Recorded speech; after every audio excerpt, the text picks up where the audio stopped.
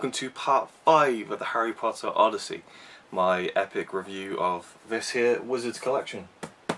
I actually filmed this part of the series, I'd say June, May, about 3 months ago in Norway, and I wasn't happy with it, so I'm going to redo it again and be more focused this time and talk about the things I want to talk about.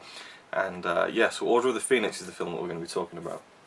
If you haven't followed this series before, I review the film, and then I review all the Blu-ray special features that are available in the Wizards collection. And then we'll take a look at the packaging. Order of the Phoenix, the film came out in 2007, and was directed by David Yates, who came to take over after Mike Newell had directed Goblet of Fire. David Yates hadn't really done anything that would warrant him to step into the world of Harry Potter, but I guess the same could be said of Mike Newell. And again of Alfonso Cuarón, I guess, but he'd done quite a lot of TV work and so on, and Warner Brothers obviously decided they wanted to go with him. I'm not sure why, but I think it was a good move because he made a great film. For me personally, I like to talk my own personal experiences with the films. I wasn't there when it came out, I wasn't into it. It was 2007, I was going through a tough time personally, and I wasn't interested. Harry Potter was the last thing on my mind. As big of a fan as I am, I couldn't care less at that point. And I went through a bad breakup, and it was a few days after that bad breakup that I watched this film for the first time, and I watched an online version of it, like a camera quality version of it. And it just didn't leave that much of a lasting impression on me. And it was only years later I rewatched it again to have a more of a subjective view on it, I guess, and not have all that kind of negative stuff in my own head to drag my memory down a bit. And I still think it's one of the weaker films in the series, but I don't think it's a bad film. It's just the books, and again, if you haven't seen this series before, I really talk about the books probably far too much. And I know they're adaptations, but I have to compare it because I'm such a huge fan of the books. Order of the Phoenix is such a long book. It's the longest of the series, and with Goblet of Fire I feel like they successfully adapted it in terms of cutting things out to kind of make it fit a 2.5-hour film. With Order of the Phoenix I think they achieved that as well, but it just still felt like it was missing a little bit of what made the book so great, and I love the book. I'm not quite sure, I can't put my finger on what it is that I didn't think worked in the film. From the book, there was something missing there, I think. But it's a very enjoyable film, and of course we got Harry coming back for his 5th year. Voldemort is now back, but the crux of it in this story is that no one believes that he's back. Only Harry, Ron, Hermione, Dumbledore, Snape. Just some of the teachers, and that most of the kids, in Hogwarts, they don't believe it. They turn against Harry because of this, and we have a new Defense Against the Dark Arts teacher. No, we don't. Do we? Does she teach? Yes. And she is a representative of the Ministry of Magic, and Ministry of Magic are really kind of pushing away from this idea of Voldemort being back. It's bullshit.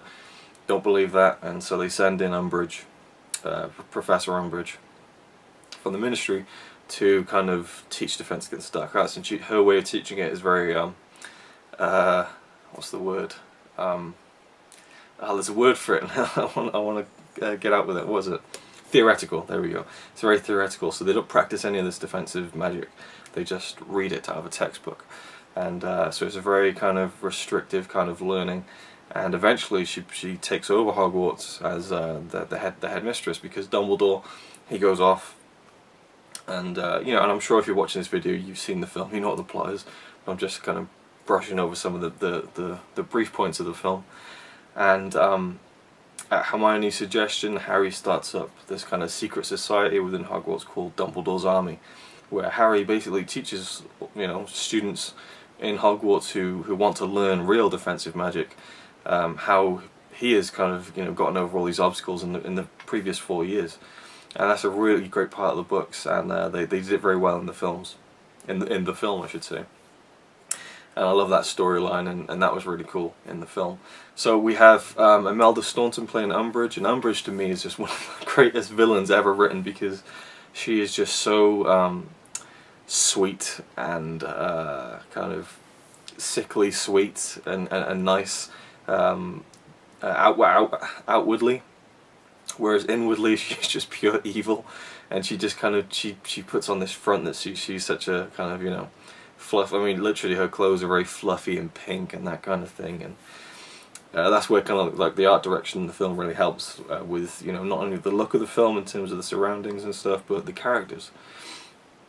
And so I thought she did a great job as Umbridge, because she's just loathsome in the books, absolutely hated her, and she definitely captured some of that, although I imagine it's been more Toad-like and just kind of more ugly, and, you know, but anyway, it was a good job by Imelda Staunton.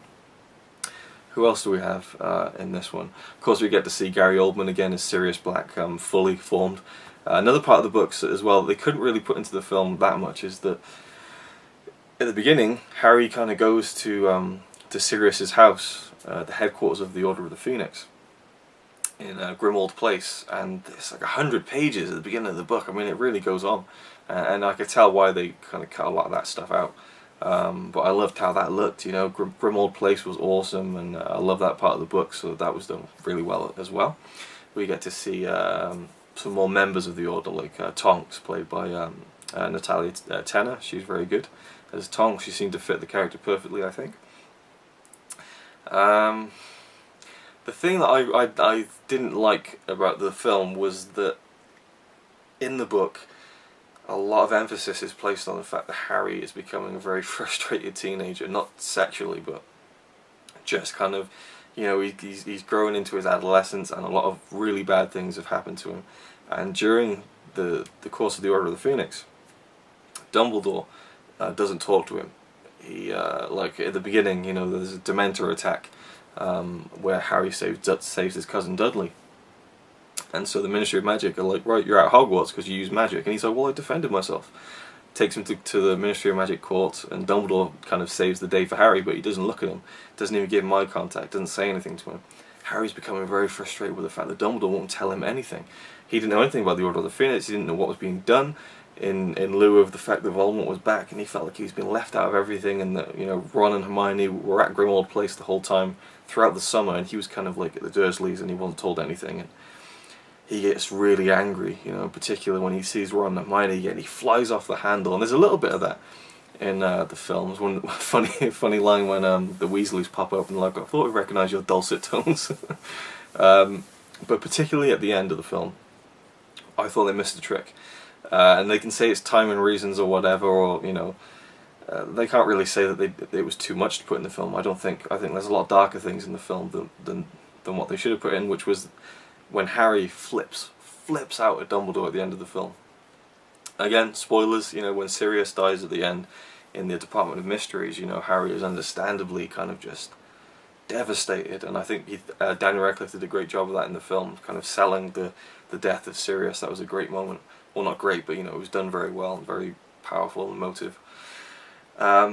In the film, you just see Harry sat in Dumbledore's office, and it's like, yeah, and that's it. I was like, what? It blew my mind. It was like a 20-second scene, which was, you know, could have easily been like a 10-minute scene in the film. I don't think they should have spent 10 minutes on it, but, you know, they could have put a few minutes into that, because Harry flips out, he starts yelling at Dumbledore, he smashes up Dumbledore's office, he's breaking all his shit and smashing his instruments up, and just lets loose all this pent-up frustration of why Dumbledore won't look at him, and we learn that's because Dumbledore knows that there's this kind of psychic link between Harry and Voldemort, and he fears if he looks into Harry's eyes that Voldemort will see him, you know, that kind of thing. That was some really cool, creepy stuff in the book, which I think the film, for me, didn't quite capture how kind of eerie that was in the book. I mean, there's some creepy stuff in that, in terms of the link between Harry and Voldemort, mentally.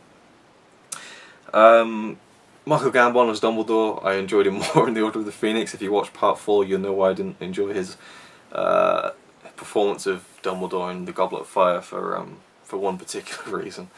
But yeah, I think they missed a trick on that, because it was a really powerful moment when Harry flips out, and I think it's justified as well, you know, and yeah, it just would have been a great moment to see, and it would have been quite a shocking moment, but I think it would have been one they should have committed to film. Nonetheless, it's an adaptation. Order of the Phoenix, overall, I love it. I love the feel of it. Of course, we have Ivana Lynch playing Luna Lovegood. She was brilliant. In the books, I have trouble imagining her. I mean, I imagine the character, obviously, but I never really nailed down like a concrete kind of visual And I think Ivana Lynch kind of just sums her up perfectly. She was a great casting choice by the casting directors, I guess.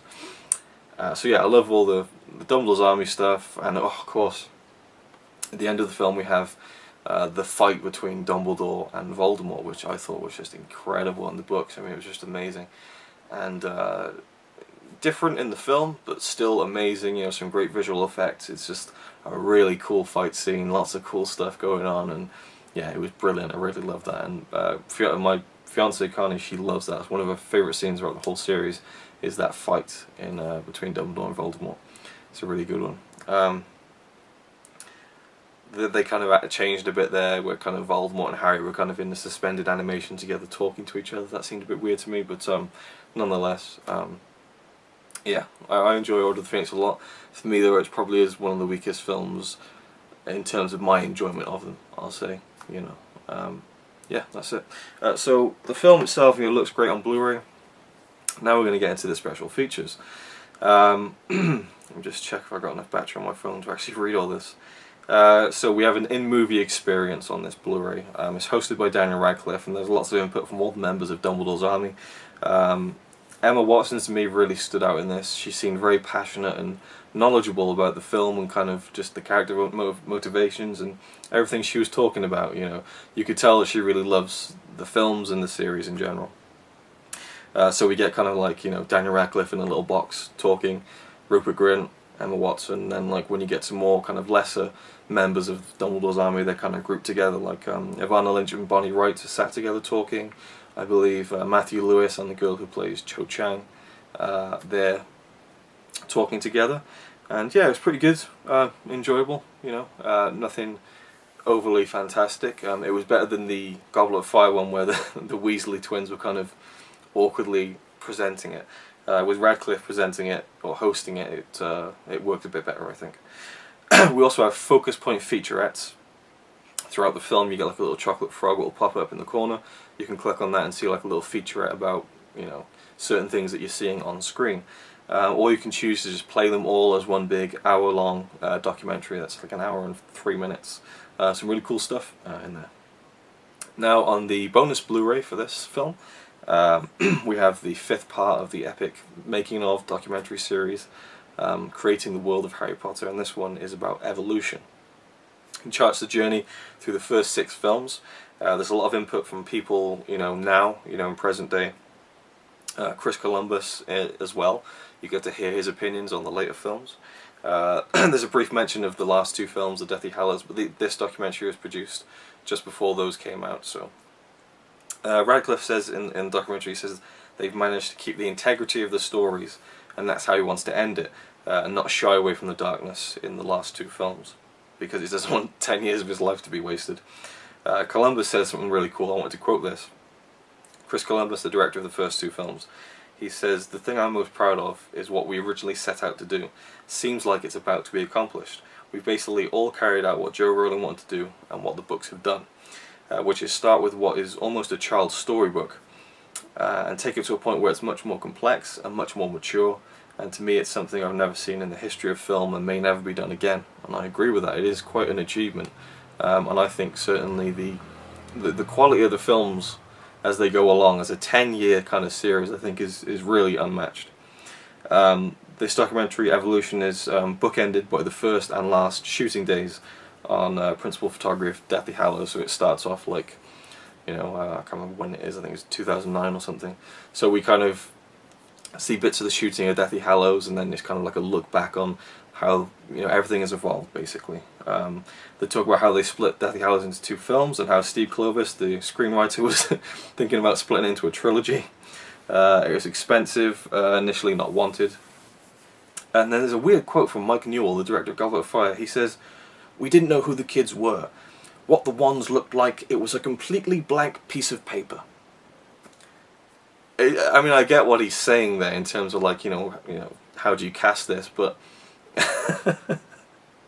a completely blank piece of paper, or thousands of you know, pieces of paper littered with information and story. I mean, it just seemed like such a stupid comment to make when there's all these books to kind of, you know, draw off. You know, he doesn't know what the wands look like. There are descriptions, you know. Then we have a documentary, and again it's the same one that we've had in the past couple of Blu-rays, Behind the Magic, the ITV Channel 3 in the UK special, about 46 minutes long. Ben Shepherd is back again, a UK presenter, and he takes us through the film's storyline whilst giving us behind the scenes looks along the way. We see how Grimmauld Place was built in its entirety. I never knew that, and I thought it was really cool. The whole street they built on a backlot. To me it looked like a real street in London. There's a great in-depth story from Ivana Lynch. Ben Shepherd interviews her about how she was cast. It's really good. Also, one thing I never noticed was that Harry wears a cardigan when he's kind of teaching in Dumbledore's army, and he drew that from the fact that David Thewlis wore a cardigan in Prison of Azkaban. That was something that Daniel Radcliffe kind of thought of by himself. And also we get to hear that it took the special effects team 5 months to edit out all the cameras that were reflected in the mirrors in the Room of Requirement, because there were a lot of scenes in there with Dumbledore's army and there's so many mirrors that they just thought, fuck it, let's just film it and paint it out afterwards, and it took them 5 months to do that. Next up we have Building the Magic, the sets of Harry Potter. This is a mix of kind of HD and standard definition. So look into the set design of the film, decoration and the building of them, like Grimmauld Place, the Ministry of Magic, the big tapestry that was made, you know, for the Black family, the Room of Requirement, obviously, the Department of Mysteries, how that was a completely digital set at one point. That's the Room of the Hall of Prophecy. Really good little look into the set design. That's 20 minutes long. And then we have Harry Potter and the Order of the Phoenix, The Rebellion Begins. This is kind of a higher end kind of EPK, which goes over the main themes and plot points of the film with some unseen behind the scenes footage that hasn't been on anything else so far on the Blu-ray. Enjoyable stuff, but I don't get why it said at the end it was written by someone. There was no narration, it was literally driven by the interview talking heads from the cast and crew, so I don't know who wrote that. 23 minutes long. Then we have Harry Potter and the Order of the Phoenix Fulfilling a Prophecy, which is literally almost identical to The Rebellion Begins. It's only slightly different. I only know 3 cuts that were different, and obviously it's shorter, it's 13 minutes long. Even for a completist it was kind of annoying, to be honest. Towards the end it gets a bit more different. It's made by the same people, so clearly they just edited it down. So yeah, it was just a bit of an odd one, but I guess for completists, yeah. Then we have Harry Potter and the Magic of Editing. Mark Day, the editor of the film, and the director David Yates talk about the importance of editing, and then you actually get to edit a small scene yourself using different angles, music and sound effects. It's a great idea. It wasn't executed the best, but fun nonetheless. The actual kind of clip of them talking is around 5 minutes long. Then we have Trailing Tonks. Natalia Tena gives a kind of frenetic and quirky tour of the studio. She goes around and kind of talks to everyone, and yeah, it's pretty fun, 19 minutes long. We have some deleted scenes. First one is Professor Trelawney eating. This is a really bizarre scene of Emma Thompson as Trelawney in the Great Hall scene, just kind of eating her food while Dumbledore's giving a speech, and the camera's just on her the whole time, and she's just like playing with her food and putting stuff in a wine glass, and it was just bizarre. It was like 2 minutes of it, and I was just like, this is really weird. The next one is What Neville Heard About the Daily Prophet. This is just an extended part of a scene where Harry and Ron storm off because Seamus doesn't believe in that Harry saw Voldemort. A very brief extended shot of students in Gryffindor Common Room. Extended version of the scene where Umbridge evaluates Professor Trelawney. Very, very short scene of Malfoy, Crabbe and Goyle just bullying like a little kid. After the Weasley twins kind of blast through with all the fireworks when they leave Hogwarts, and all the rules smash and everything, and the fireworks are going around, Filch just kind of blows out Professor Umbridge's hair because it's on fire. Wow, that's a really convoluted way to set up the deleted scene, sorry about that. Extended version of the scene with Umbridge, Harry and Hermione in the Forbidden Forest at the end of the film, and Harry entering Dumbledore's office at the end of the film as well. Very brief scene, or brief kind of lead into the very small scene that was there to begin with. And then finally, one that was the only one I thought probably should have stayed in was Harry packing at the end of the year, and Ron comes in to talk with him and says, do you want to come to dinner? And he's like, no. And he's like, do you want me to stay with you? And he's like, no, it's okay, I'm fine. And then Ron goes downstairs and Hermione's waiting to see how Harry's doing and stuff. Kind of a nice subtle scene, acted well. I think that should have stayed in. All in all, those deleted scenes are 11 minutes long, and you can just play them all if you wanted. And finally, rounding it all off, we have the trailers. There's a teaser trailer, good hype, and then theatrical trailer, really good trailer, great editing. Both suffer from interlacing though. I don't know if there was an NTSC issue here, but there was kind of interlacing throughout both trailers, but there you go. I didn't see that problem in any of the other Blu-rays so far. So there we go. That was the my review for the Order of the Phoenix. We'll just round this off by taking a look at the packaging as presented in the Wizards collection. Okay, so here's the packaging for Order of the Phoenix, the book packaging. It's a really cool one. Again, quite you know, there's nothing really related to the Order of the Phoenix in the cover, which again is a shame, but it's all nice design work nonetheless.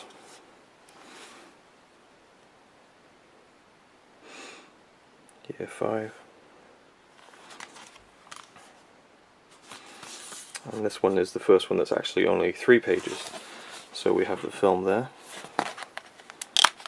That's the inside artwork. Oh, you can see me there.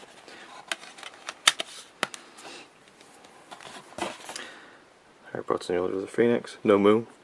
Disappointing. Blu-ray movie in movie experience. And then over here we have the DVD version of the film. Harry and Sirius there.